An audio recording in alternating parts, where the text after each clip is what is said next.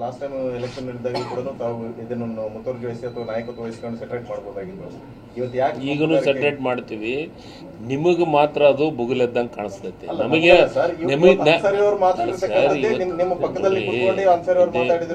ಒಂದೇ ಸೆಕೆಂಡು ಮಾಧ್ಯಮದವರಿಗೆ ಬುಗುಲೆದ್ದೈತೆ, ನಮಗೆ ಯಾಕೆ ಟೆನ್ಷನ್ ತಗೋತೀರಿ ಬಿಡಿ. ಅದು ನನ್ನ ಪಾರ್ಟಿ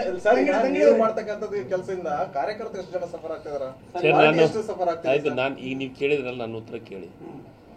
ನಮಗೆ ಭಾಳ ಖುಷಿ ಪಡ್ರಿ.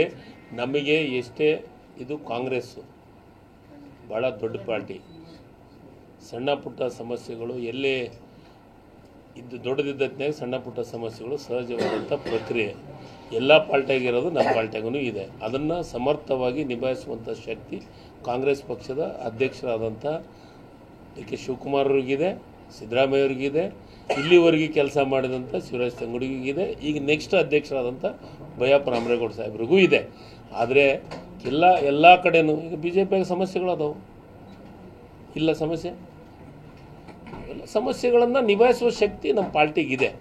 ನೀವು ಕೇಳಿದಷ್ಟು ಸಮಸ್ಯೆಗಳು ಇಲ್ಲ. ಇವತ್ತು ಅನ್ಸರ್ ಅವರು ಮಾತಾಡಿದ ನಾನೇ ಸ್ವತಃ ಬಂದಿದ್ದೆ, ಕ್ಯಾಂಡಿಡೇಟು ಕುಂತಿದ್ವಿ ರಾತ್ರಿ 1 ಗಂಟೆವರೆಗೂ.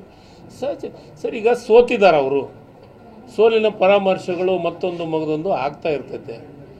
ಅವರು ಸ್ವಲ್ಪ 2 ಸತಿ ಸೋತಿದ್ದಕ್ಕೆ ಅತಿಯಾದ ಮನಸ್ಸಿಗೆ ನೋವಾಗಿದೆ. ಅವ್ರು ನಮ್ಮ ಅಣ್ಣವರು ಈಗ ಅಮರೇಗೌಡ ಸಾಹೇಬರು ಸೋತಿದ್ದಾರೆ, ನಾನು ಸೋತಿದ್ದೀನಿ, ಮತ್ತೆ ಗೆದ್ದಿದ್ದೀನಿ, ಈಗ ಮತ್ತೆ ಅವ್ರು ಇವೆಲ್ಲ ಸೋಲು ಆದತ್ನೊಳಗೆ ಸಹಜವಾದಂಥ ಪ್ರಕ್ರಿಯೆಗಳು. ಇವತ್ತ ಟಿಕೆಟ್ ತಪ್ಪಿ ಕಳ್ಳಿ ಸಂಗಣ್ಣ ಸಾಹೇಬ್ರಿಗೆ ಅಲ್ಲಿನೂ ಇವೆಲ್ಲ ರಾಜಕೀಯ ಪಾರ್ಟಿ ಒಳಗೆ ಅವೆಲ್ಲ ಇರೋದು ಸಹಜ.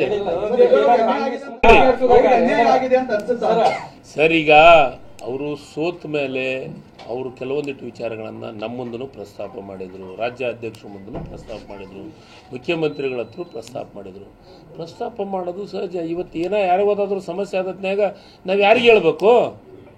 ರಾಜ್ಯಾಧ್ಯಕ್ಷರಿಗೆ ಮುಖ್ಯಮಂತ್ರಿಗಳಿಗೆ ಹೇಳ್ಬೇಕಲ್ಲ.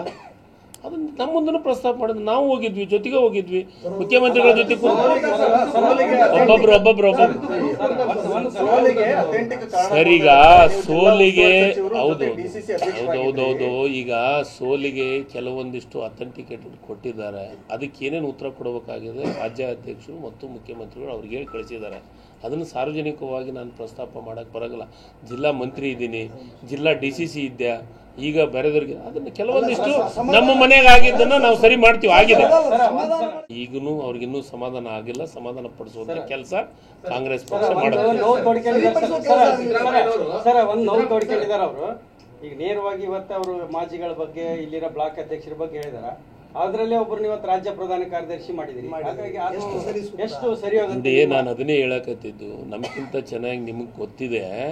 ಅವನ್ನೆಲ್ಲವನ್ನು ಕೆಲಸ ಮಾಡಬೇಕಾಗಿದ್ದು ರಾಜ್ಯಾಧ್ಯಕ್ಷರು ಮುಖ್ಯಮಂತ್ರಿಗಳಿಗೂ ಆಗ ಮಾಡೋಂಥದ್ದು. ನನ್ನ ಲೆವೆಲ್ದೊಳಗೆ ಆಗಲಿ, ಅಮರೇಗೌಡ ಸಾಹೇಬ್ರ ಲೆವೆಲ್ದಾಗಲಿ, ದೊಡ್ಡಾಳ ಸಾಹೇಬ್ರ ಲೆವೆಲ್ದಾಗ ಆಗೋದಲ್ಲ.